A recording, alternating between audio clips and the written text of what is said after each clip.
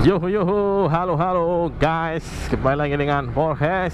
Apa kabarnya teman-teman semua?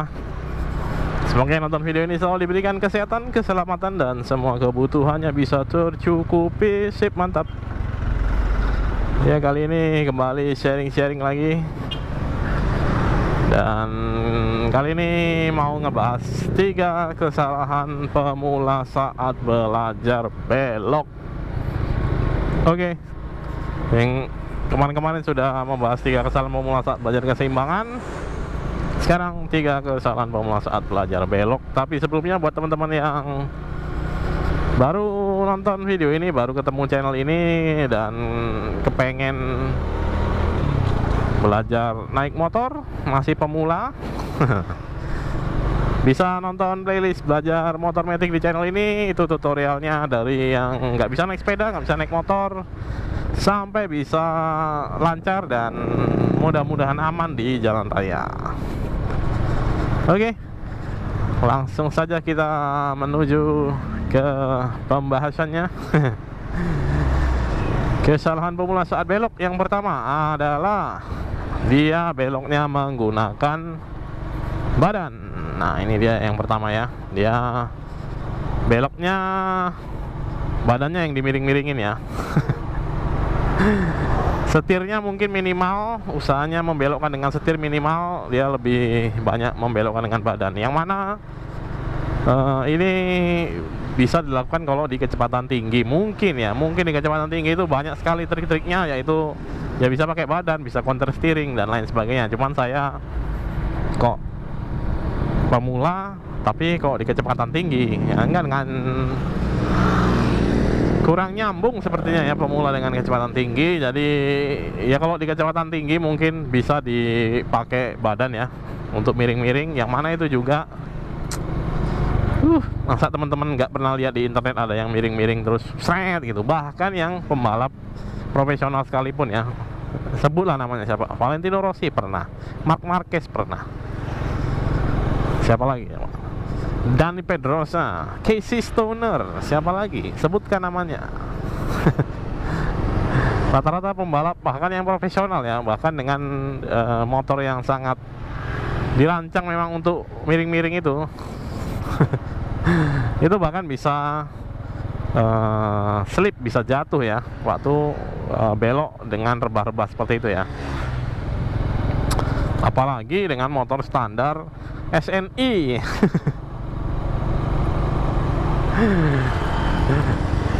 Dan bahkan yang pembalap-pembalap itu belajarnya dari kecil, dari bocah, dari masih kecil, dari bocah. Kalau di luar negeri kan pembalap profesionalnya belajarnya dari bocah ya, apalagi. Nah, kalau yang di sini kan itu belajarnya paling SMP, SD, SMP lah paling cepet ya belajarnya ya.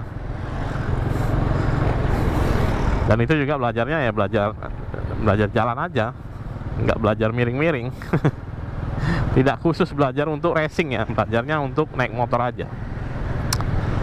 Oke, jadi ya kalau menggunakan badan, menggunakan counter steering itu dilakukan pada kecepatan tinggi ya. Kalau pemula sangat tidak disarankan membelok-belokkan dengan badan.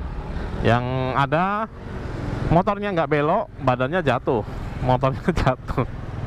Jadi ketarik badan motornya, apalagi kalau badannya cukup besar ya, cukup bongsor, bisa ketarik. Nah, ya, jadi membelokkan dengan badan itu mungkin ya, iya mungkin di kecepatan tinggi sih. Jadi kecepatan tinggi yang dia lebih masuk akal ya membelok-belokkan dengan badan gitu ya. Kalau di kecepatan rendah, sepertinya membelokkannya ya dengan setang, dan itu ya saya juga ada bikin videonya untuk cara belok. Itu menggunakan stang ya. Jadi kalau di kecepatan rendah itu menggunakan stang, yang mana sangat wajar sekali ya dilakukan, nggak usah terlalu ekstrim. Namanya masih pemula ya, masih baru belajar naik motor, belajarlah yang basic-basic dulu. Oke, terus kesalahan yang kedua saat belajar belok adalah tidak mengatur kecepatan ya. Jadi saya nggak pernah bilang kalau belok itu harus ngerem, kalau belok itu harus ngegas. Tapi kecepatannya semakin rendah semakin mudah dibelokkan. Tapi ya jangan terlalu rendah juga kecepatannya ya. Memang beloknya gampang tapi nggak maju-maju motornya, limbung juga, pasti limbung. Nah kalau di kecepatannya yang sama kayak jalan biasa gini, biasanya dia akan sebagaimanapun kita beloknya dia akan ngelebar, jadi di kecepatannya diturunkan ketika mau belok ya, kecepatannya diturunkan. Yang mana ini juga wajar sih di dunia balap juga, kalau pembalapnya mau belok pasti kecepatannya menurun gitu. Nggak mungkin dia kecepatannya konstan gitu sambil belok gitu ya. Jadi ya itu, kalau mau belok usahakan kecepatannya lebih pelan, lebih mudah dibelokkan. Seperti itu ya. Jadi mau pakai rem, mau gasnya yang dikecilin, disedikitin, mau direm kalau memang kecepatannya sudah terlalu kencang, ya itu terserah ya, itu masing-masing aja, masing-masing situasi dan kondisi aja. Kalau kondisinya lagi kencang terus kemudian cuman mengandalkan gasnya diturunin doang, ternyata motornya masih terlalu cepat, ngelebar,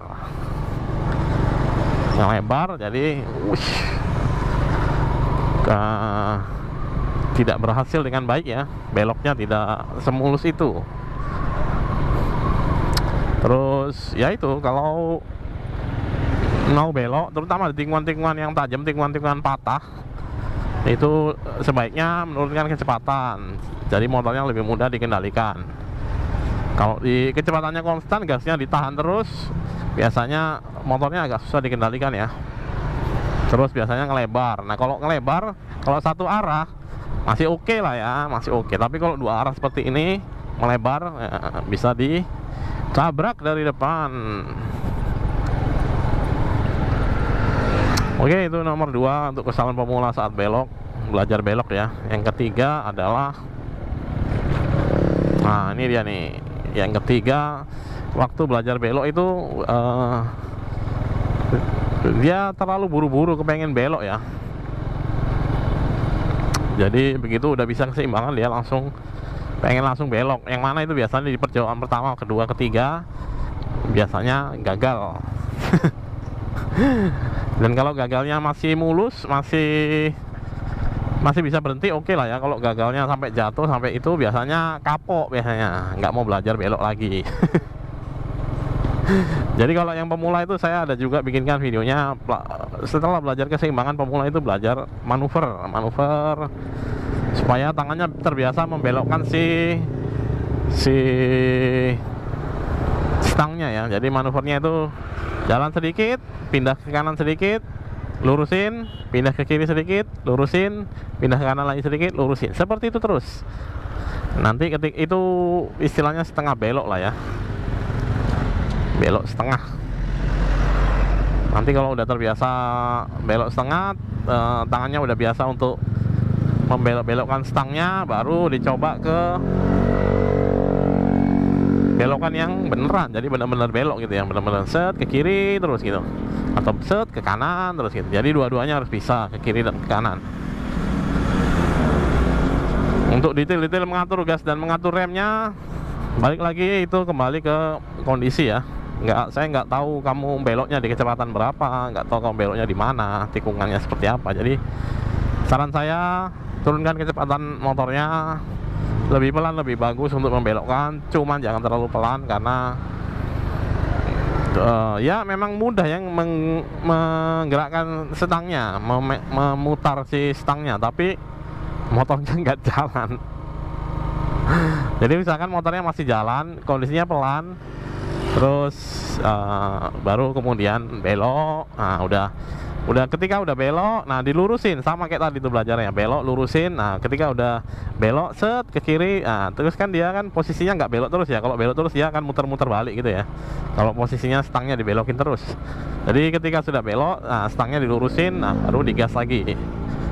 Jangan lupa digas lagi, nanti berhenti motor. Ya kalau berhenti ya direm nggak apa-apa ya, tapi kalau kaget nanti berhenti, tiba-tiba udah mau berhenti digas, biasanya sih jatuh.